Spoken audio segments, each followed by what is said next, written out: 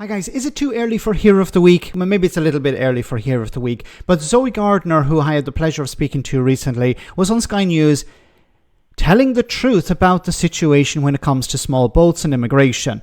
And unfortunately for the media, they still are going down this road of, well, we need to have deterrence or we need to invest in broken systems that we know that are not working in order to deter people from crossing the channel or to deport them or to stop them from leaving their countries in the first place. So Zoe was on Sky News explaining the situation as it actually is, and she came up with a wonderful analogy. Have a listen to this. What about, Zoe, those people, and there'll be many of them watching today, who think we should stop taking asylum seekers, that there are too many here, and that ultimately maybe there should be a moratorium, for example, on asylum claims while we sort through this backlog?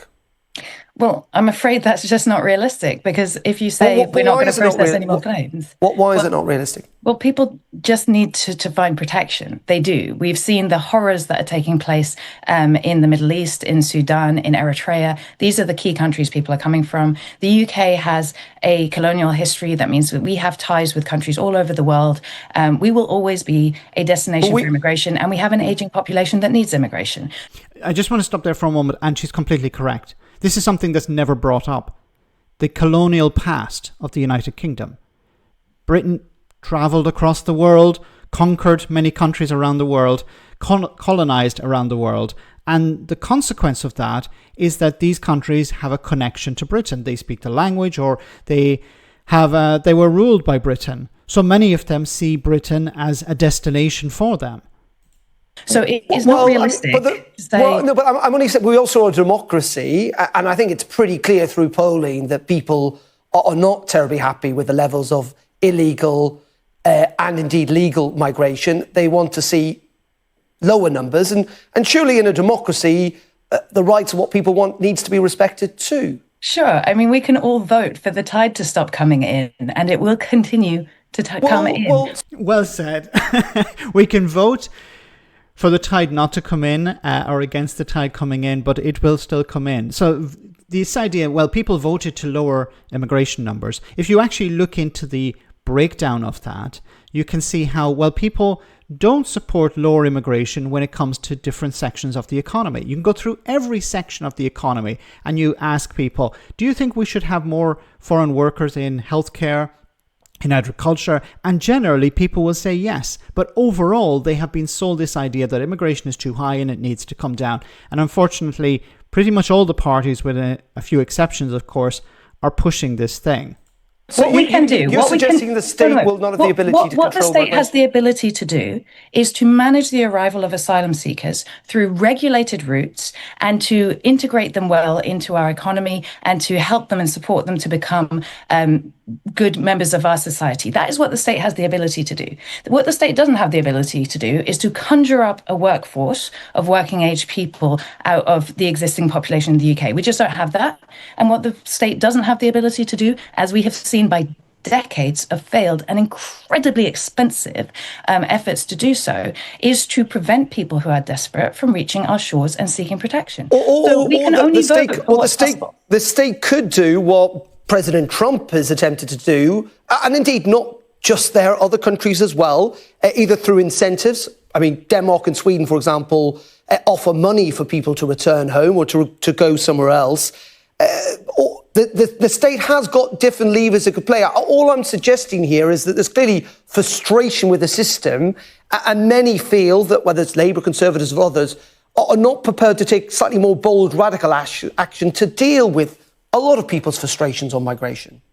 I am absolutely in favour of bold and radical action to fundamentally change the failed way in which we're trying to manage this issue. In fact, we're not trying to manage this issue because there are plenty of corporations that are selling us drones. We have hundreds of drones patrolling the channel. We have private security firms patrolling the beaches in France and the coast along the UK. We have paid for infrared cameras to scan lorries and trucks. None of it works, but it makes one portion of the country very, very, very rich, right? And in the meantime, it creates a permanent scapegoat of these people who are, let's be serious, a drop in the ocean. 25,000 people, 25,000 too many people crossing on boats, in my opinion, but it is a drop in the ocean. It's barely 3% of what we're looking at of immigration to the country as a whole. Well said. And this point is never raised.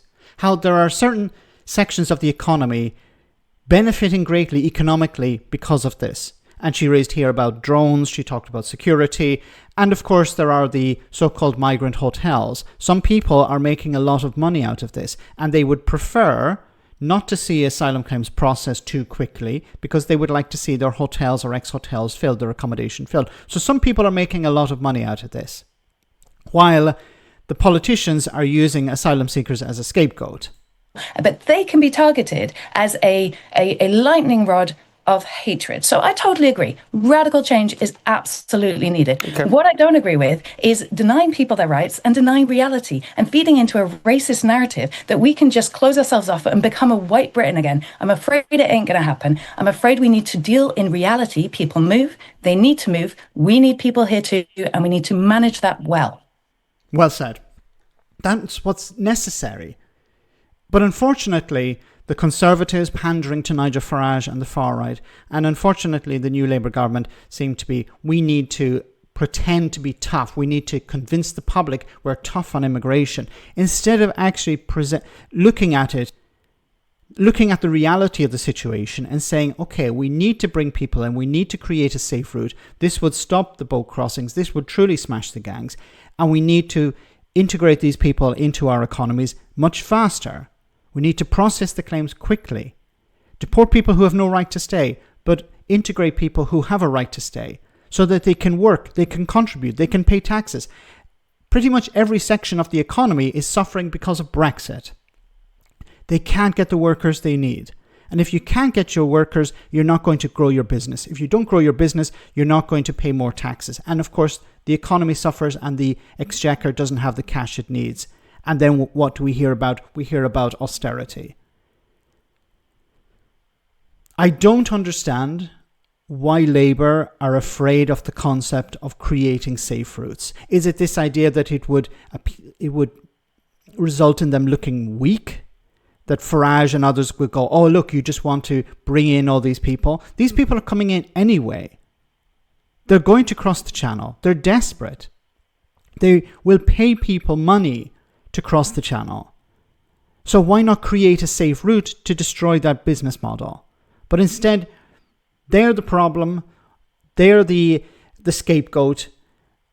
And you notice as well, and Zoe actually brought this up on social media, and she mentioned it, I believe, in our interview, how we're talking about this issue and not the cost of living crisis. We're not talking about the NHS, which are issues that impact ordinary people much more than small boats. Let me know in the comment section, guys, what you think, and I'll see you in the next video.